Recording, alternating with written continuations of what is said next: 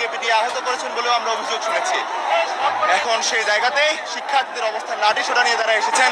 প্রথমে শিক্ষার্থীর সংখ্যা কিছুটা কম থাকলেও পরে যখন খবর গেল ঢাকা বিশ্ববিদ্যালয় এবং এর আশেপাশের এলাকায় যে ঢাকা বিশ্ববিদ্যালয়ের শিক্ষার্থীদের উপর হামলা হয়েছে, সেই খবর পেয়ে ঢাকা বিশ্ববিদ্যালয়ের প্রত্যেক হল থেকে এবং যে আরো অন্যান্য শিক্ষা প্রতিষ্ঠান আশেপাশে আছে সেগুলো থেকেই শিক্ষার্থীরা এখানে লাঠিসোঁটা হাতে চলে এসেছেন, প্রতিরোধ করার কথা তারা বলছিলেন।